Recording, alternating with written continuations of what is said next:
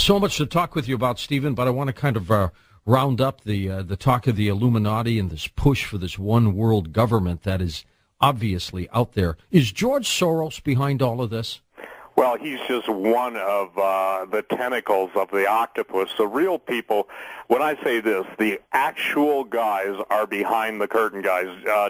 Soros is just one of the tentacles. Maurice Strong, I believe it was Matt Taibbi that wrote for the Rolling Stone, the giant vampire squid. Sucking the life out of, the American economy, the American investor. I'm not quoting that word for word, but the point is these are just tentacles, George, the real men that are in control. And the question is, are they just men in control, or are they its in control? I've been getting emails all along, especially talking about the Nephilim, the fallen angels. Obviously, they are invisible to the majority of people, but are they invisible to the Illuminati that even hold, sacrifices to these entities, etc.? And what you can't separate, fascinating, from the ancient writings of all those who dealt with the giants, the fallen angels. By the way, the giants were the offspring of the fallen angels who were cavorting with earth women, having sex, producing these entities. The thing that's fascinating is the technology that was given to mankind. It can absolutely be timed, if you will, to the specific presence of 200 of the initial fallen angels that came to Mount Hermon, which set up the whole time frame for what's going on. With just the Middle East, too. The Middle East, we're talking about Ezekiel 38 and 39, and one of the nations that plays the most important role in that is Libya. So Libya is quintessentially important to understanding the Gog-Magog war, and Russia today announced, they said they're furious at NATO. So you can see where literally these things are going to happen. Now, after the Gog-Magog war, this entity known as the Antichrist comes on the scene, bringing peace, works signs and wonders. And is the Antichrist a human demon-possessed man, or is he an alien? Is he a Nephilim? Is he an it, a part and part, half and half? I don't know that, but all I can tell you is that based on the way the Middle East is setting up, is the May 21st date, is that the financial collapses, and there's talk out there behind the scenes in the financial community. There's talk that the September 21st date is the, if you will, the entire blow-up of the Middle East when war begins in the fall. So those dates are out there. I don't know. I won't set dates, but I can tell you the Illuminati, it's interesting that the Japanese situation took place on the anniversary of what? Again, it was the 19th of March, and now we're in the 5th of April. So that date is important. So these guys believe in those dates, and what they do is they signal. It's just like we talked earlier about the neutron beams coming from something above the reactor, not emanating from it. That was interesting. It wasn't 12, it wasn't 11, it wasn't 20, it was 13. It's fascinating, too, that on the reactor they claimed initially that 33 parts failed, not 34, not 31. So people are starting to pick up that there are these mathematical signatures. Now, 2012 obviously deals, too, with Planet X, the 10th planet, goes by the name of Gabriel's Fist, Nibiru, planet, Tiamat, Tiamet. The Bible teaches specifically a war in the heavens, and that even the planets that came into direct opposition to each other, some of them having a greater gravitational field, that the fallen angels went to war with Michael and his angels, both in the past and will again in the present. And I believe we're just about there, and I still think that with all the manipulation going on in the electromagnetic spectrum, the things that have been invisible, i.e. demons, and the Catholic Church, they are, fortunately, and they are, and I'm not a Catholic, but they're on the front line saying, look, there are more demons now to deal with, and the fabric of society. Every day I get emails of people having strange dreams. I had one from a mother whose little boy is 4 years old, doesn't know anything about giants or anything, and he came in very lucidly to his mother's bedroom and told her in great detail about how the giants are coming and the monsters, and he didn't know anything about it. So then we've got the little boy that's 11 that goes to heaven. His book is a bestseller, talks about heaven. His father's a pastor.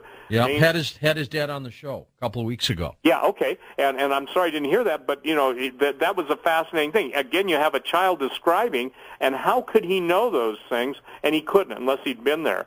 So as all of the manipulation, the quantum manipulation, the quantum entanglement, all basically that just means everything is related, everything's linked and synced on a subatomic scale and in a spiritual realm, and still that people who have poo-pooed this stuff, they're not recognizing. You and I've talked about it at length, the fact that we have seen this in all of the different Twilight Zone episodes, Outer Limits, all of the science fiction. From the beginning, it became a genre pretty much after Roswell, and we've been seeing telegrams and telegraphs.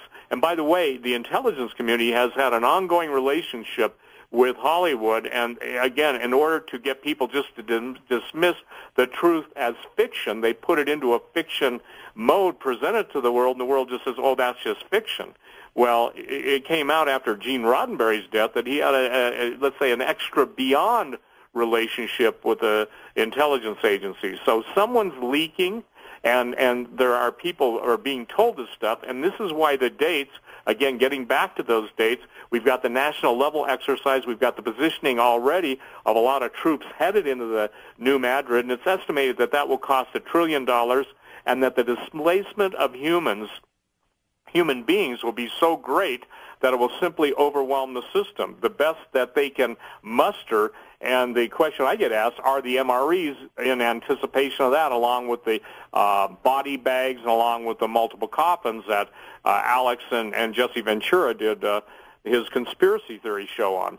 So we now have, if you will, the culmination of all these different events, coupled with the seeming release of really negative events, and we're still not getting the full picture. If we're talking about Ezekiel 38, 39, war getting ready to take place, and Russia coming in to the whole Middle East, and even China made an announcement, interestingly enough, that they're working on the highway that brings the kings of the East into the Middle East. Well, we've got a situation now going where everyone is going after resources. And as they go after resources, for instance, the Chinese take all the U.S. dollars, and they're brilliant in buying all of the commodities pretty much of the world. That's why you're seeing even now, as you and I are on the radio, silver is approaching $39.50. Gold hit an all-time high today, and I've said every time I've gone on your show and we've ever touched, I said it's a barometer and a thermometer of stress. And so now people are realizing, wait a minute, quantitative easing means they're going to print money until the cows come home. And somebody said, well, they're printing money like there is no tomorrow. In essence, they're printing, meaning they, the federal government, the Federal Reserve, is printing like there's no tomorrow. And I said, maybe they understand something, that to keep the status quo going as long as possible, they're trying to get in a position to go underground. I'm talking the powers that be, the elite, and they're just flooding the world with paper. And as they flood the world with paper, the people that take that paper then want to basically turn it into stuff. Stuff meaning gold, silver, platinum, palladium, food.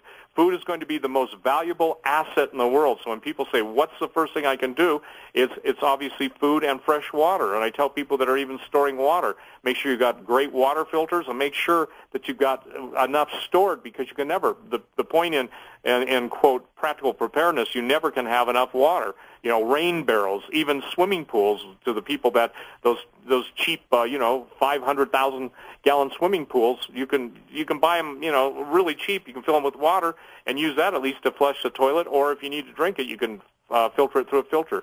So the government knows what's coming. They're not telling the people. The FEMA camps and the roundups and the red lists, I've been breaking the story. I post on my website the different... And don't forget our biochemists who've been killed or who have died, strangely, absolutely. And now since you and I have been talking. Yeah, the thing that is especially frustrating to me is the basic reason why all of the biochemists, the molecular biologists, the virologists, the immunologists are being systematically executed, is to basically rid the planet of any evidence if some of these men and women were involved, like Poshnick, etc. These are guys who are involved in the most sophisticated and most top secret biological weapons development programs of both the United States and also Russia. And the thing that's fascinating to me is that if you're going to release a biological pathogen, then you want to make sure that anyone who could come up with a vaccine in the case of a bioweapon or could identify the origin of it was out of the place.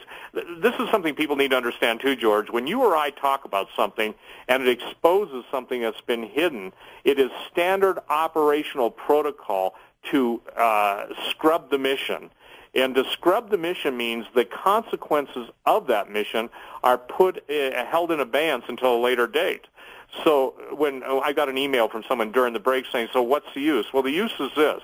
You don't have to die. It's not a certainty, and people can take active measures to make sure. For instance, radiation, the number one way to protect yourself against radiation isn't just by taking potassium iodide. That's only for a specific isotope of iodine that attacks the thyroid. Well, and we don't recommend everybody take it because there are some side effects with it. Absolutely. There are people that have an iodine allergy that'll kill them.